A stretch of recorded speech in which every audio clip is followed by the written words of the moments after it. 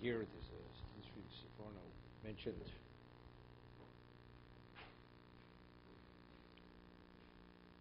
It's a Shelach L'cha Anoshim. Anoshim means people of status, of stature. She explains that we find by Mirag, what was their failing? Actually, in terms of fact, in terms of visually what they saw was accurate. Where did they fail? They failed in the interpretation. Because a person who's of stature, he has integrity. And not only based on who he is, he will report accurately. A person who's not a person of stature, he doesn't have any compunction about not even telling the truth, or not being accurate the way he sees something. As a result of that, later when it was revealed that their interpretation was wrong, but factually nobody argued with the facts. The question is how to interpret the facts. Therefore, that's the reason why he said it should be anoshim. Shlach l'cha anoshim. People of caliber, of status, they have integrity. They failed in other things. It's not that they lied. Okay?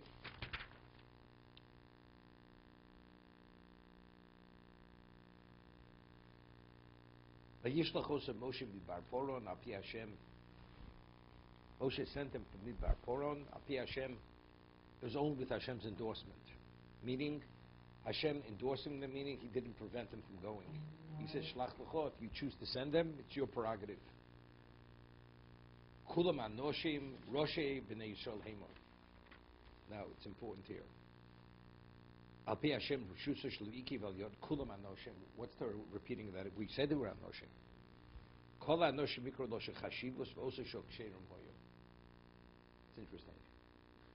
If they were Rishoyim at this point, even though Anoshim means people of stature, if he's a Rosha, we're not going to call him as Anoshim. So therefore, the Anoshim, the reason why it's repeated, so at this point they were still kosher. They didn't yet sin. Mm-hmm. Even though later there's a stira, a contradiction in Rashi, because it says, just as later they had this intent, initially they also had that intent. So they were shown from the beginning. But factually, since they didn't yet activate that intent, okay, then it's still Anoshim now. Meaning they went with the mind. I mean, what do they want? What do they want, scouts? Because they doubted Hashem. So the going already was already flawed. It was a problem with the going. But factually, they were Anoshim. Osa shok sheirim hoyu. Rabbi, can you connect with these people? In last week's parsha, where Hashem says, take 70 elders and transfer your power, would they be part of the 70? No. If you learned Rashi last week, I don't know if you learned Rashi. Yes. You learned Rashi? Yeah. So what does it say? They were Shochim Shemitzrayim. They were beaten. When the Jews couldn't meet the quotas, they were beaten. So these were not those. They're not the Zakanim. Different people. They're called these are Nesim. They're not Zakanim. You can sit down and ask the question. I know you're a man on the go.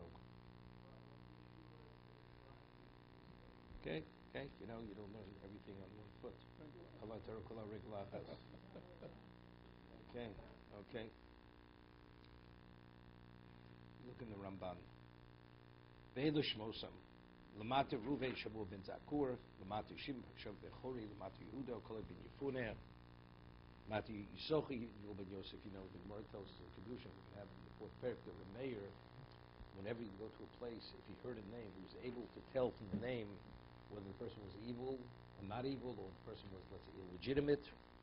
So here the Midrash says that all the names of the Nesim here are interpreted negatively to indicate already where they're destined, where they're meant to go, in terms of how they're going to behave.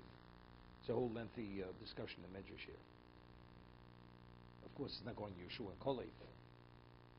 Lamati Yisoch Yigol ben Yosef, Mati Ephraim Moshe ben Nun, Lamati ben Yonah Palti ben Rofu, Mati Zvul Gadil ben Sodi, Mati Yosef, Mati Menashe Gadi ben Susi,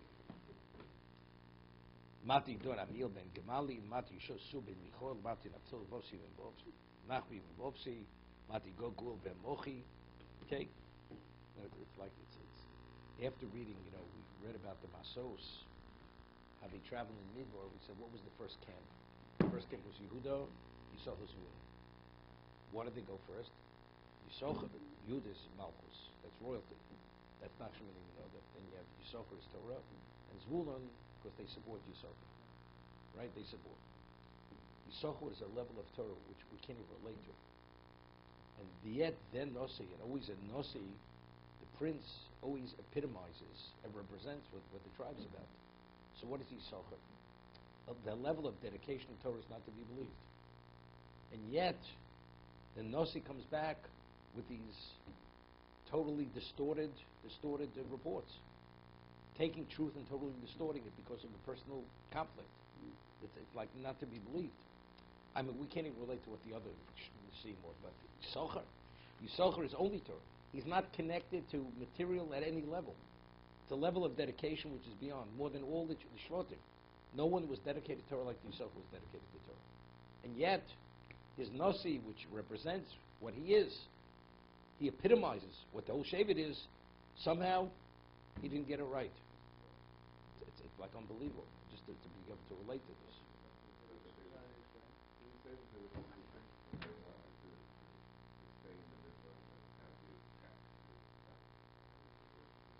So what? And so you go in, you disgrace God for that?